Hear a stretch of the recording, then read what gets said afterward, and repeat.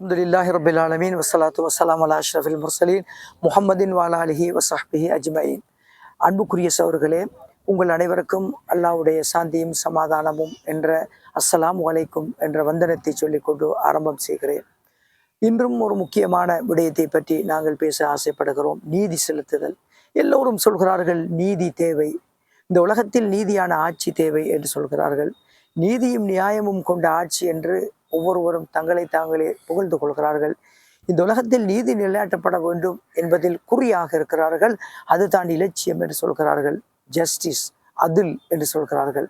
எனவே ஒரு நீதியான ஆட்சியாளன் தேவை, நீதியான ஒரு அதிபர் தேவை, நீதியான கணவன் தேவை, நீதியான மனைவி தேவை, நீதியான ஒரு தலைவர் தேவை என்றெல்லாம் சொல்கின்ற நாங்கள் இந்த நீதி குறித்து என்ன விளங்கி இருக்கிறோம் என்றால், தங்களுக்கு சார்பாக இருப்பது நீதி என்றும், நீதி என்பது தங்களுக்கு சார்பாக இல்லாவிட்டாலும் நீதி செலுத்தப்பட வேண்டும்.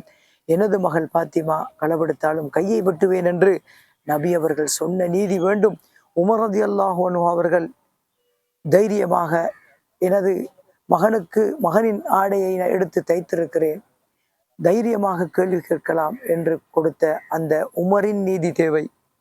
எனவே நீதி வலுவாமல் வாழ்கிறேன் என்று சொல்பவர்கள் வார்த்தையால் சொல்கிறார்களா, வாழ்க்கையில் சொல்கிறார்களா என்றால் இன்று மிகவும் வேதனைப்படக்கூடிய விடயம் நீதி இல்லை. திருமறை சொல்கிறது, லா யஜ்ரிமன்னக்கும் ஷனஆனு கௌமின் அலா அல்லா தஅதிலு, ஒரு கூட்டத்தின் மீது கொண்ட குரோதத்தின் காரணமாக நீதி செலுத்தாமல் இருந்து விடாதீர்கள், நீதி செலுத்துங்கள். யஅதிலு, நீதி செலுத்துங்கள். அது ஹுவ அக்ரபு லித்தக்வா, தக்குவாதாரி, இறை பிரக்ஞையோடு வாழ்கின்ற இறை பிரக்ஞை மிக்கவன் என்பதற்கு தக்குவா உள்ளவனுக்கு அடையாளம் நீதி. நீதி என்ன தெரியுமா? பணக்காரனுக்கு ஒரு நீதி, அதிகாரம் உள்ளவனுக்கு ஒரு நீதி. அநீதி இழைக்கப்படுகிறான் பலவீனமானவன். எனவே அந்த இடத்தில் தட்டி கேட்பதற்கு நாதியற்று நிற்கிறார்கள்.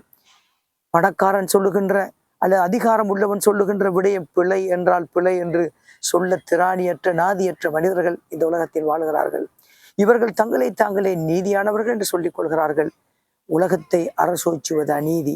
ஒவ்வொருவனும் தான் பெரியவனாக இருக்க வேண்டும், தன்னை மதிக்க வேண்டும், தன்னுடைய கருத்து எடுபட வேண்டும் என்று யோசிக்கிறான். தான் தலைவனாக இருக்க வேண்டும் என்று யோசிக்கிறான்.